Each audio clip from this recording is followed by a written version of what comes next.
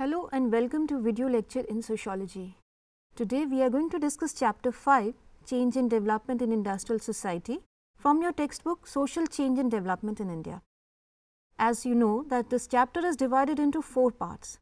So far we have discussed about nature and features of industrial societies, emergence of industrial society after industrial revolution in Europe, concept of economic growth and development, about basic sectors of economy and gender segregation in workforce.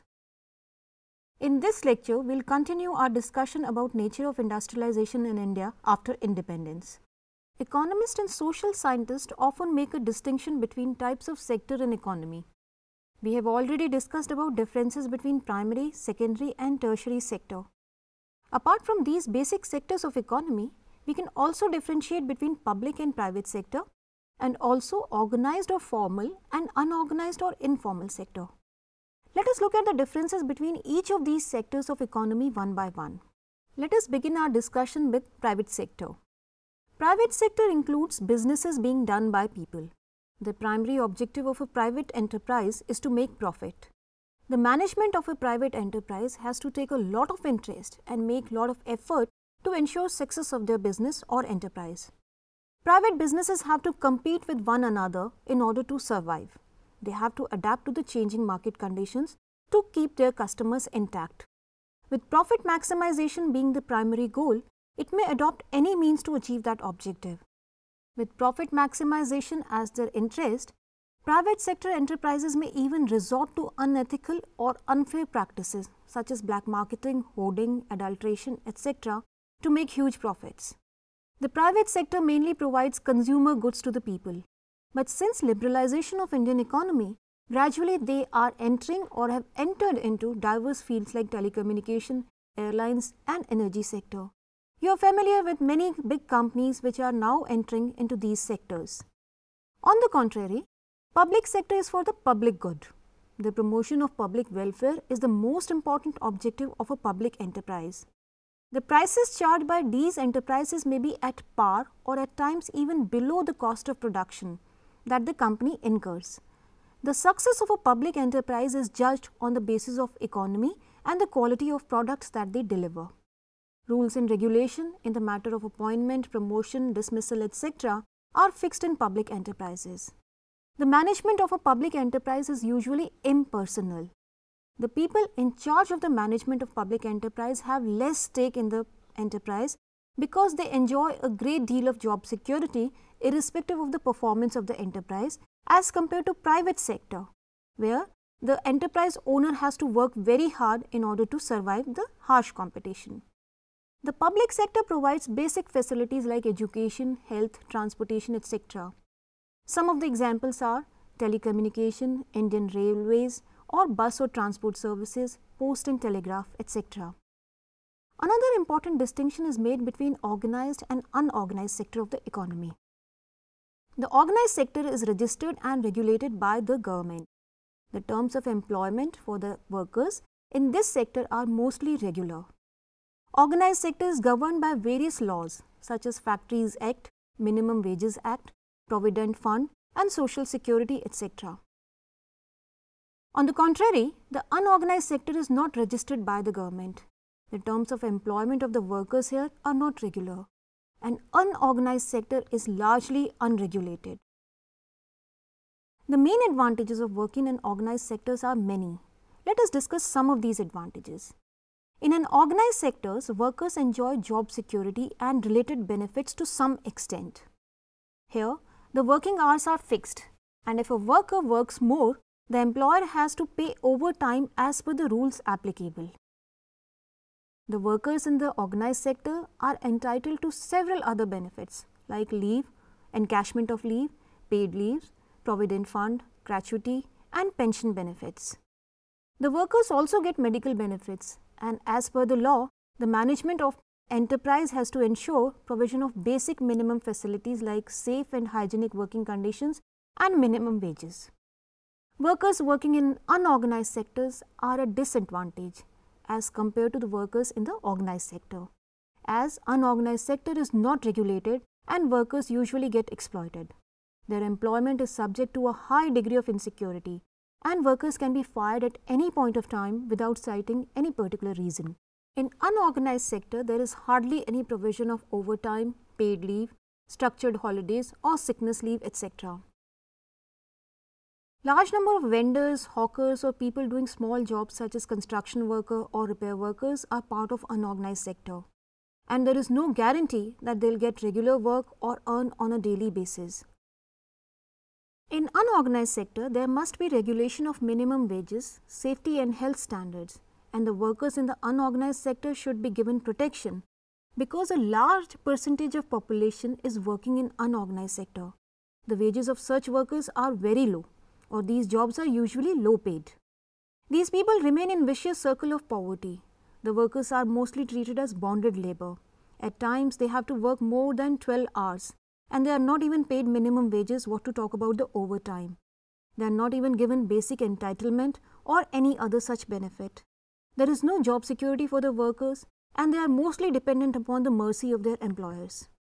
Being dependent upon the employer and caught in the debt, these people are forced to accept lower wages and whatever conditions are being offered to them to work.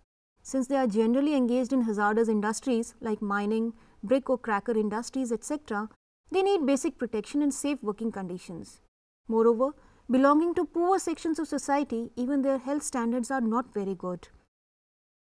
Talking about the nature of practices in different sectors, we find that major percentage of workforce in India works in small-scale enterprises. In small-scale enterprises, personal relationships determine many aspects of your work and the success of work as well. This is different from a large organization with well-defined rules, where recruitment is more transparent and there are proper and formal mechanisms for complaint and their redressal. Secondly, very few Indians have secure jobs with benefits. Of those who do have, 2/3 of them work in the government sector. Government jobs are very popular in India. You must have heard people vying for government jobs. Why are these jobs so popular? They are popular because 1. They offer pension benefits. Pension benefit is a major old age security concern for the people. Otherwise, in the old age, they have to become dependent upon their children later in their life. Sociologically analyzing, employment in government sector has also played a major role in overcoming cultural divisions of caste, religion, region and language in India. It has led to mixing of different cultures in Indian society. You know, India is multicultural in nature. Look at the defense services. If you happen to be born in a defense family, you know that you have traveled all over India. In different parts of India, you have tasted every culture in different degrees and dosages. Moreover, since very few people are members of unions, which is a feature of organized sector, they do not have the experience of collective bargain for proper wages and safe working conditions. As such, the government has few laws to monitor conditions in the unorganized sector. And even if there are some laws in place, in practice they are manipulated by the employer or the contractor, and hence the workers suffer badly. Let us look at the nature of industrialization in years immediately after independence. After independence, the government sought for planned development, focusing upon both the agrarian reform and industrialization. A large percentage of population during independence and after independence was living in pathetic condition. The government after independence placed priority on economic growth with social justice. A mixed economy model with a major role for the state in industrial production was adopted with an emphasis on import substitution strategy. This mixed policy helped in India to lay the foundation for industrialization and technological change. Along with the development of industry, there was also emphasis upon reform of agriculture, as discussed, which was initiated by introduction of Green Revolution. After independence, the visionaries of modern India saw industrialization of economy as the path towards achieving growth and social equality. Development of heavy and machine-making industries, expansion of public sector, and holding of large cooperative sector were considered important for developing Indian economy. Modern and prosperous India, as visualized by Pandit Jawaharlal Nehru, the first Prime Minister of independent India, was to be built upon the edifice of giant steel plants, big dams, canals and power stations. These were called as temples of modern India by Pandit Nehru. The first modern industries in India were cotton industry, jute, coal mines and railways. After independence, the government took over the important sectors of the economy. These sectors were the defense, transport, power, communication, telecommunication, mining and other projects which were under the control of the state. The strength of the public sector was supposed to be the backbone of the development of Indian economy. In fact, the public sector contributed in many ways to the development of Indian economy. The main reasons are that rapid industrialization of India after independence was dependent upon the presence of and creation of basic infrastructure that would facilitate further industrialization, such as power projects, irrigation, transportation, communication, education and skill development, technical training, etc. It was considered that these basic facilities could provide necessary support for rapid growth and development of industry, which would further fuel development of economy. Most of the public sector enterprises were set up in these industries. The growth of the public sector in the field of iron and steel, petroleum, natural gas, coal, heavy engineering, electrical and machinery, etc. created a strong industrial base, which was essential for giving a boost to industrialization. Through industrialization, the government also attempted to reduce and overcome regional disparities. To overcome regional disparities, the government had set up industries in less developed or underdeveloped regions in India, thus aiming for overall development. You must be knowing that before independence, industries were located mainly in the port cities like Madras, Bombay and Calcutta. But since then, we see the places like Baroda, Coimbatore, Bangalore, Pune, Faridabad, Rajkot have become important industrial towns and centers. The government also tried to encourage small-scale sector industry through special incentives and assistance. Many items like paper and wood products, stationery, handicraft items, glass and ceramics were reserved for the small-scale sector.